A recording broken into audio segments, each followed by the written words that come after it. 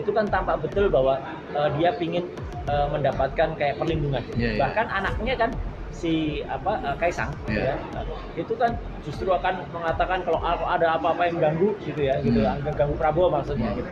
Itu kan maksudnya supaya pesannya ya supaya Prabowo melindungi ayahnya gitu. Prabowo harus mengikuti kehendak rakyat. Jangan justru melindungi Joko Widodo yang sudah tadi memerintah menghalalkan segala cara. Disebut sebagai legalized authoritarian. Assalamualaikum warahmatullahi wabarakatuh. Saudara setanah air, kita tahu bahwa beberapa minggu yang lalu ada diskusi FTA, Forum Tanah Air. Kemudian dibubarkan. Kita tidak perlu mencari-cari siapa yang membubarkan, tapi semua orang sudah tahu. Dan ternyata tidak berhenti dari situ, bahwa teman-teman bersama Bang Faisal Assegaf ingin melakukan semacam diskusi juga sebenarnya, yaitu forum kebangsaan, silaturahmi kebangsaan. Kita tahu bahwa semua sudah diatur melalui gedung Balai Sudirman. Ternyata alasannya gedung tidak berani melanjutkan kontrak itu. Sampai akhirnya kemudian kita mencari di gedung Bidakara. Semoga sukses pada tanggal 14 Senin besok. Sebenarnya apa yang dikhawatirkan terhadap diskusi ataupun silaturahmi seperti ini, ternyata paling tidak ada satu. Kalau saya terbetik dari tadi preskon dari tadi, yang paling seru itu adalah dari Bang Refli sama Bang Roy, yaitu ternyata yang ditakuti fufu fafa, fufu bendera. Nah, kita alhamdulillah masih bisa bertemu dengan 4 tokoh yang menyampaikan preskon tadi. Mungkin dimulai dari kanan saja. Kira-kira sebenarnya apa sih yang dikhawatirkan terhadap itu, Bang? Ya, biasalah kalau kita lihat kan sekarang ini rezim ini kan selalu melakukan cawe-cawe ya, selalu melakukan cawe-cawe terhadap apa saja ya gitu. Jadi mulai dari kemarin ketika ada teman-teman FTA itu bikin acara di Kemang, dan kemudian malah waktu itu dengan sangat brutal ya bubarkan, itu kan luar biasa. Tapi kan teman-teman juga nggak bubar waktu itu. Habis itu justru bikin press conference. Nah, kita juga kemarin karena sudah diumumkan dan meskipun agenda kita itu kan sebenarnya silaturahmi, tapi memang tidak bisa dihindari, Bang. Silaturahmi itu nanti akan mengkristal dan akhirnya akan menggulung. Ya, kalau istilahnya si Fu Fafa ini bagaikan bola salju yang turun dari atas gunung gitu. Seperti landak. Padahal landak tuh nggak kayak gitu. Itu kepikirannya kan sesat juga. Nah, jadi pemerintah mungkin atau rezim tepatnya itu mengkhawatirkan akan terjadi eskalasi masa yang besar. Tapi menurut saya eskalasi ini memang akan terus membesar karena ini memang sudah sunatullah ya, sudah suratan yang nantinya harus terjadi. Karena seperti kita lihat dalam rezim ini setahun terakhir terutama ya, meskipun saya sih lihatnya sudah semenjak awal, tapi itu kan masyarakat baru merasa gitu. Dan kita sebagai civil society itu kan mengingatkan, dan kegunaan dari forum 14 Oktober besok itu kan kita sama-sama kita bersatu untuk menegaskan itu bahwa meskipun nanti tanggal 20 Oktober itu akan ada pergantian pemerintahan, dan biasanya memang rezim yang sesudahnya itu menganut asas dalam tradisional itu mikul dur mendem jero. Mikul dur mendem jero itu meninggikan yang baik-baik, menghilangkan yang tidak baik. Tapi menurut saya tidak adil juga bangsa ini kalau seseorang yang sudah berbuat salah selama bertahun-tahun itu dibiarkan gitu. Karena Bung Karno pun mengalami dulu ya, Bung Karno itu kan mengalami apa yang disebut bukan mikul dur mendem jero. Beliau juga ditangkap dan diadili ya, meskipun penangkapannya itu dalam tanda kutip karena kan pengisolasian beliau di Wisma Yaso waktu itu kan sebenarnya sama juga ditangkap gitu, dan tidak bisa kemana. Padahal beliau itu adalah presiden Indonesia pertama dan proklamator bangsa kita yang kita sangat-sangat jasa beliau itu sangat besar terhadap bangsa ini gitu. Dan akhirnya terjadi. Nah, memang Pak Harto tidak sempat dibegitukan karena memang Pak Harto memang sempat diadili tapi kan tidak selesai ya gitu sampai dengan beliau wafat. Gus Dur juga meskipun beliau itu di-impeach waktu itu, tapi kan juga setelah itu turun no problem. Pak Habibie juga meskipun pidato pertanggungjawabannya ditolak ya. Tapi kan juga waktu itu tidak ada apa-apa. Demikian juga Bu Mega dan juga Pak SBY karena memang ya relatif smooth pemerintahannya. Nah, tapi kalau ini kan baru kali ini saya lihat gitu di Indonesia, kecuali pada tahun 65 ya, itu sama dengan kondisinya. Rakyat itu sudah merasakan betul bahwa apa yang dilakukan oleh rezim ini itu tidak benar. Jadi ya nggak adil lah rasanya kalau seseorang yang tidak melakukan hal dengan tugasnya, kemudian dibiarkan bebas begitu saja dan kemudian hanya dilupakan gitu. Jadi makanya itu yang dikhawatirkan, jangan-jangan kita memicu ke arah sana. Tapi menurut saya ya apa salahnya, karena kita kan mengingatkan masyarakat untuk menggunakan logika dan akal sehat saja. Gitu. Jadi sebenarnya kalau orang sekarang menyebut Mulyono itu sebenarnya dia ada kekhawatiran nggak? Ataukah waktu pertemuan dengan Prabowo terakhir itu sengaja diekspos gitu ya? Ya, sebenarnya saya bukan ahli baca wajah ya gitu. Tapi jelas betul bahwa sebenarnya sikap-sikap terakhir dengan selalu melakukan pengesahan, misalnya kemarin meresmikan IKN ya istana, kemudian yang satu dipaksakan tapi belum selesai, terpaksa Pak Prabowo nanti yang akan meresmikan, terus kemudian kemarin ketemu dengan Pak Prabowo ya gitu, dia itu kan tampak betul bahwa dia pingin mendapatkan kayak perlindungan.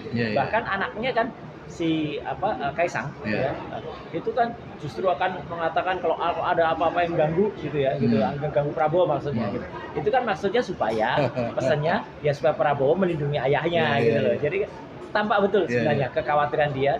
Tapi ya makanya sekali lagi kita berdasar pada prinsip equality before the law saja. Jadi kalau semua orang tuh harus sama di hadapan hukum, dan itu dia katakan sendiri. Setiap orang sama di depan hukum. Jadi kalau ada kesalahan ya diadili. Ya baik, Pak Marman, kembali kepada diskusi ataupun silaturahmi kebangsaan yang tampaknya sebelum teman-teman itu mengungkap kayaknya sudah tahu dulu, sehingga bagaimana itu ditutup-tutupi, dihalang-halangi.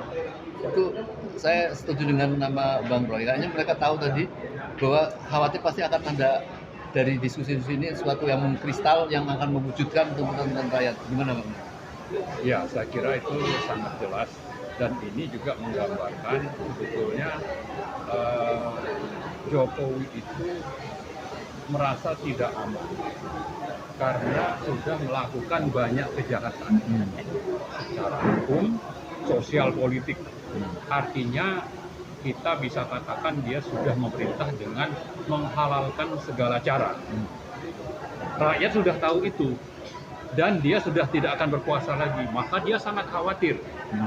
Nah, ternyata sebelum lengser itu, pion-pionnya atau orang-orang yang di sekelilingnya ini coba untuk mengamankan. Bisa saja ini memang otomatis, tapi saya sangat yakin ini juga atas perintah Joko Widodo yang khawatir dan ketakutan itu. Gitu. Nah, kita berharap dengan acara ini, apa yang selama ini kita tuntut itu bisa akhirnya terlaksana. Kita terus menyuarakan ini. Nanti tadi saya sampaikan bahwa ini adalah titik awal, tanggal 14 Oktober nanti, Senin ini adalah titik awal bagi rakyat untuk menuntut supaya Joko Widodo yang sudah melakukan pemerintahannya menghalalkan segala cara itu ditangkap dan diadili. Ini jelas message-nya. Dan saya kira message ini juga kita tujukan kepada presiden yang akan memerintah nanti, bahwa rakyat sudah begitu muak ya dengan kejahatan Joko Widodo, maka jangan coba-coba bagi Prabowo untuk melindungi. Dan saya kira kalau dia ingin langgeng berkuasa, maka harus mengikuti Prabowo, harus mengikuti kehendak rakyat. Jangan justru melindungi Joko Widodo yang sudah tadi memerintah menghalalkan segala cara. Disebut sebagai legalized authoritarian. Ya, orang yang seolah-olah berkuasa secara legal, tapi faktanya memang otoriter. Dengan apa? Dengan merubah banyak aturan dan melangkahi lembaga-lembaga tinggi negara yang lain, seperti itu DPR, Mahkamah Konstitusi, Mahkamah Agung, KPK jadi alat politik untuk kepentingan Jokowi. Maka ini sudah harusnya diakhiri, dan tidak bisa, saya kira, Jokowi ini dibiarkan pulang ke Solo lalu tinggal dengan rasa aman di Solo. Dan sudah ada gerakan sekarang untuk ada penyambutan dan terima kasih.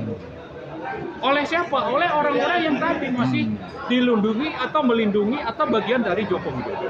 Karena itu saya menghimbau teman-teman di Jawa Tengah, Jogja, Solo, Semarang, datang ke Solo waktu Jokowi pulang dan siapkan demonstrasi besar agar akhirnya Joko Widodo atau Mulyono itu ditangkap. Iya. Saya kira itu. Ya, baik. Nanti ada satu lagi yang kita kejar Pak Marwan. Ini pada Pak Antoni dulu, Pak Antoni. Kan rakyat ini kan juga harus diperhatikan ya. Artinya sudah bertahun-tahun protes, demo dan sebagainya. Dan sekarang ada yang sudah berpikir, ini kalau digini-giniin terus pada rezim yang tidak tahu malu dan bahkan akan menghilangkan tuntutan rakyat, ada yang sudah mulai memproses ke pengadilannya. Menurut Pak Antoni, mana yang lebih efektif supaya itu tetap dilaksanakan penangkapan dan pengadilan itu? Apakah melalui gerakan-gerakan di lapangan seperti yang sekarang ini, tuntutan rakyat untuk segera ditangkap setelah pelantikan, atau proses pengadilan yang sudah berjalan, Bang? Ya, terima kasih Om Lim. Ya, apapun itu, bahwa intinya adalah penegakan hukum. Bahwa caranya itu bisa bermacam-macam. Ya, cara A, cara B, cara C tidak masalah. Yang penting adalah penegakan hukum. Ketika rezim berganti, itu adalah sangat biasa bahwa rezim yang lama itu dikritisi. Ya, dikritisi itu dalam arti kekurangannya atau kesalahannya jangan sampai terulang di rezim yang akan datang. Ini kita mengingatkan. Jadi kalau kita lihat bahwa diskusi FTA tadi yang lagi ini yang dibubarkan, sebenarnya tidak lain dari itu. Bahwa anak bangsa ini mau memberikan kontribusi, mau mengkoreksi hal-hal yang buruk itu agar jangan terulang. Nah, tetapi kalau kita lihat pemerintahan Jokowi ini kan, Jokowinya sendiri ini kan kelihatannya paranoia. Yang bisa menghentikan diskusi seperti itu adalah pastinya adalah kekuasaan. Ya, tidak ada yang di luar kekuasaan yang bisa menghentikan, memberikan instruksi untuk menghentikan itu. Apalagi kalau kita lihat yang diinstruksikannya itu adalah bukan official dari kepolisian, ya, tetapi bekerja sama dengan kepolisian, seolah-olah bahwa ini polisi menolak ya ada itulah ya insiden-insiden yang akan ke situ. Nah, kalau kita mengingat bahwa pemerintahan SBY pada 2014 juga berganti setelah 10 tahun. Setelah 10 tahun menurut Konstitusi Indonesia setiap pemerintahan itu maksimal adalah 10 tahun dan harus siap diganti. Nah, pada masa SBY itu juga SBY itu mendapatkan cacian yang luar biasa pada awal 2014 sampai dia turun 20 Oktober 2014. Bahwa banyak protes dan sebagainya, ekonominya kurang dan sebagainya. Itu banyak, tapi SBY menyikapinya sangat sangat bijak, negarawan dan sebagai proporsional untuk itu.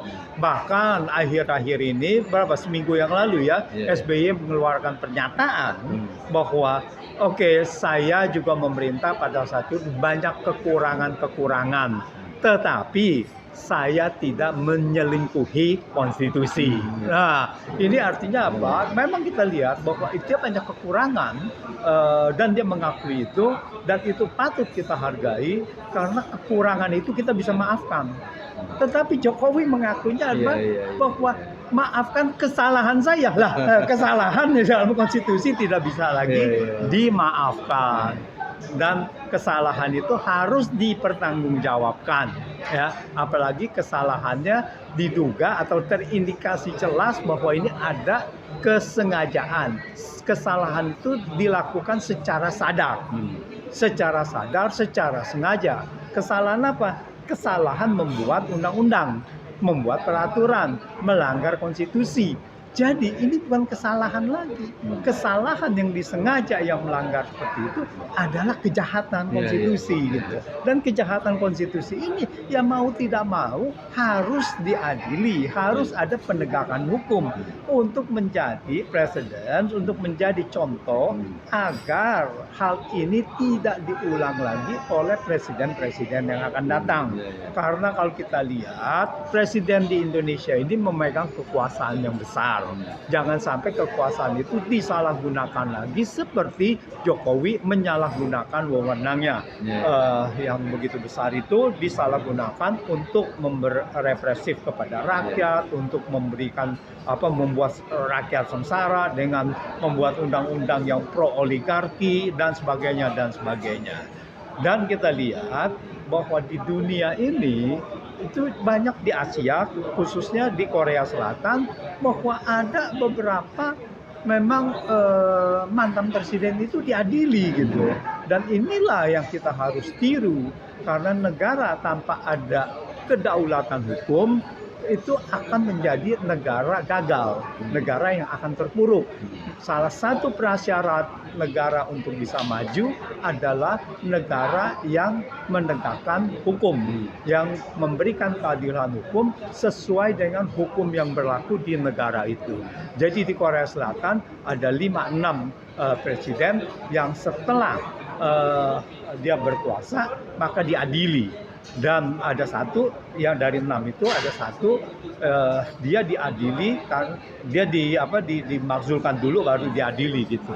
Nah, tapi artinya ini adalah satu hal yang sangat normal di negara hukum bahwa siapa yang bersalah termasuk mantan presiden harus segera diadili.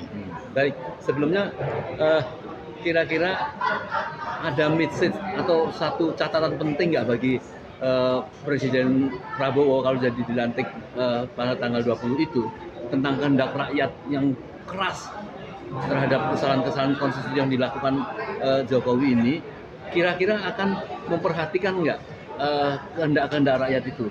Karena kalau melihat dari pidato-pidatonya bahwa dia akan menggunakan menteri-menteri yang bagus pada zaman kemarin ini, bahkan menyebut-nyebut beberapa menteri yang rakyat melihat itu adalah rakyat yang menteri yang bermasalah, terutama masalah korupsi dan masalah-masalah pelanggaran-pelanggaran seperti rempang oleh salah satu menteri yang nampaknya mau ditempatkan lagi sebagai menteri. Itu kira-kira dengan sinyal-sinyal seperti ini akan diperhatikan nggak sama Prabowo?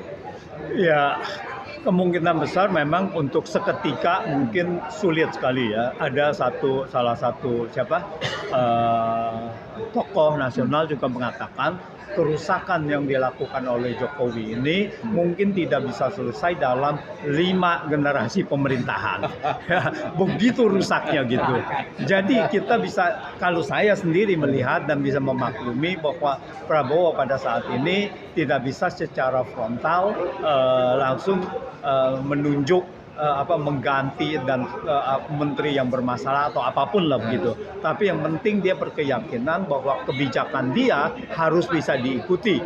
Kalau menteri itu memang ada korupsi, ya silakan bahwa itu diusut. Nah, inilah yang kita harapkan, bahwa Prabowo tidak menghalangi kasus-kasus hukum. Nah, ini yang paling penting. Jadi kalau itu sudah ditegakkan, ya mungkin dalam lambat laun bahwa ini akan terbuka dan akan menjadi pemerintahan bersih. Itu adalah harapan rakyat. Atau beliau tidak melihat bahwa kalau ini orang yang kira-kira bermasalah, apa tidak ada kader-kader bangsa yang hebat-hebat ini untuk menjadi menteri yang new lah, yang kontaminasi. Enggak, masalahnya ini adalah masalah dia bargaining. Kan ini semuanya bahkan yang PDI sendiri yang harusnya di luar pemerintahan kan sengaja untuk dirangkul juga kan. Ini adalah semua bargaining. Nah, di dalam bargaining ini sampai sejauh mana bahwa yang penting 20 Oktober ini adalah aman, lalu dari situ saya akan menindak yang bagi mereka yang mengacaukan kabinet lah ya, yang tidak ini jujur. Bahkan kalau nggak salah Prabowo terakhir kali mengatakan, anggota kabinet, para menteri, Anda ungkaplah sesuatu secara benar, jangan bikin kalimat itu diperhalus dan sebagainya, apa adanya dan sebagainya. Itu masih ada harapan. Jadi saya rasa ya kita harus memberikan waktu. Berikut juga waktu kapan Fufu Fafa terbuka kan gitu. Ya baik. Ini sebelum ke Pak Marwan closing, ini ke Pak Roy dulu ini. Ya, masalah apa itu, kita kan tahu bahwa tentu Bang Roy mengungkap masalah Fufu Fafa ini bukan karena kebencian, itu yang tidak boleh difitnah ya. Rakyat kan tahu, karena Bang Roy juga tahu bagaimana kerusakan yang luar biasa, dan nampak malaikat ini kayak memberi bantuan ya. Ini para YouTuber, para wartawan itu mau mengungkap bagaimana ini kan tidak bisa tahu ada Fufu Fafa itu yang nampaknya amunisi dari malaikat untuk membantu rakyat yang dibawakan oleh Pak Roy. Gimana? Ya, inilah sebenarnya yang kita sebut sebagai sunatullah. Ya. Artinya sudah garisnya atau sudah waktunya, wis wayahe gitu, atau sudah saatnya kalau istilah yang sering kita dengar. Karena sebenarnya kalau memang sudah waktunya, apapun yang dilakukan, rekayasa apapun ya pasti akan dilawan atau akan mendapat perlawanan dari atas, dari Allah Subhanahu wa taala. Yang terjadi dengan Fufu Fafa ini kan sebenarnya sederhana. Ya gitu. Dulu memang itu dilakukan oleh sang wapres terpilih ya gitu, dan itu meskipun sudah dilakukan 10 tahun yang lalu atau bahkan sudah sekitar 5 tahun yang lalu, tapi kan jejak digital itu kan nggak mungkin hilang. Nah, ada upaya untuk menghapus jejak itu, tapi kan teman-teman netizen peserta dua ini kan yang luar biasa. Mereka saling menampilkan, mereka kolaborasi, koordinasi yang luar biasa bagus, dan mereka tanpa dibayar loh ya. Mereka itu melakukan identifikasi, melakukan investigasi yang luar biasa, dan itulah muncul data-data yang ada di mana-mana. Nah, saya kan kemudian merangkum semua data-data itu menjadi sebuah information. Ketika information itu kita sajikan dengan bagus, itu kan menimbulkan satu pengetahuan bagi masyarakat, menimbulkan satu knowledge bagi masyarakat. Nah, itu baru kemudian masyarakat berbahaya banget ya calon pemimpin kita kalau kayak gini. Nah, baru di situ harusnya wisdom yang terbentuk, kebijakan terbentuk itu bisa dimanfaatkan baik oleh aparat hukum atau minimal oleh KPU atau minimal oleh wakil rakyat kita ya untuk melakukan tindakan terhadap sang Fufu Fafa gitu. Jangan dibiarkan saja, ini jelas kok gitu. Jadi artinya ini fakta yang tidak mungkin diubah lagi, dan saya sudah menyampaikan karena saya tuh nggak ada pretensinya sama sekali. Kalau A ya kita katakan B, ya kalau B katakan B. Demikian juga sebenarnya dengan kepolisian, BSSN, yang juga sebenarnya mereka sudah tahu juga gitu. Tanpa tahu itu apa? Karena saya dilaporkan dan sampai dengan sekarang bingung sendiri aparat yang dilapori itu, karena kan kalau diteruskan mereka kan harus memproses. Kalau memproses kan harus membuka data, harus ada comparing data dan dua temuan data yang benar kayak apa. Demikian juga BSSN, Badan Cyber dan Sandi Negara, sesuai dengan bocoran oleh Tempo kan mereka juga sudah membuat statement bahwa itu sebenarnya adalah sama dengan si wapres terpilih. Jadi kan kalau ini semua sudah muncul, kan berarti kita ini kan justru kita ini kehadiran kita yang ada hari ini ya gitu, saya Pak Marwan kemudian juga Prof Antoni itu kan bagian dari masyarakat yang ingin mengingatkan kita atau ingin menyelamatkan bangsa ini dari bencana besar yang bisa lebih terjadi. Kalau ini tidak kemudian muncul atas tangan-tangan Tuhan tadi ya melalui netizen, ya mungkin kita baru akan mengalami tiba-tiba nanti kalau itu terpilih, kemudian setelah itu jalan pemerintahan tiba-tiba terjadi, ini tidak kita harapkan loh ya, tiba-tiba terjadi sesuatu pada presiden terpilih kita, pada Pak Prabowo, kan yang naik wakilnya, apa jadinya bangsa ini gitu loh. Kalau kemudian dia kemudian menjadi orang nomor satu di negeri ini dengan segala sejarahnya yang ada pada kemarin. Jadi kita benar-benar ini sebenarnya tujuannya adalah baik ya, lillahi ta'ala kita ingin menyelamatkan bangsa ini. Ya, baik, terima kasih Mas. Terakhir Pak Marwan, closing statement ini ya. Tentunya perubahan penyelamatan negeri ini jangan hanya dilakukan oleh tokoh-tokoh saja kan. Dan ini harusnya harus merata kepada rakyat, bahwa yang ingin menyambut perubahan dan penyelamatan ini kan kita semua gitu. Dan tentu Pak Marwan berharap supaya ini sukses ya, termasuk di Solo itu secara tidak aman. Yang tidak pantas juga berapa hektar tanah yang untuk diperuntukkan dia itu seperti kayak pahlawan yang dihadiahi, padahal dia sudah melakukan kerusakan bangsa ini, tidak ada sayang kepada rakyat, tidak melindungi rakyat, kok kemudian dihormati, itu yang rakyat tidak rela. Untuk mewujudkan itu supaya Pak Prabowo paham lah ya, kalau tidak kan nanti akan bermasalah beliau juga, karena rakyat ini kan kepengen menyambut satu presiden yang baru yang betul-betul ada perubahan itu. Silakan Pak Moran. Ya, makasih Om Lim. Jadi saya kira yang sangat penting sekarang adalah bagaimana konsolidasi semua unsur, terutama dari guru-guru besar, kampus, mahasiswa, guru, aktivis dan sebagainya, bersatu untuk menuntut tegaknya hukum di negara Indonesia. Dan kita tadi menyebutkan 14 Oktober adalah titik awal penegakan hukum sesuai dengan pasal 1. Jadi konstitusi itu diawali dengan bahwa ini negara hukum. Dan kita berharap ini bisa ditegakkan karena sudah dihancurkan oleh Jokowi selama 10 tahun ini. Itu yang pertama.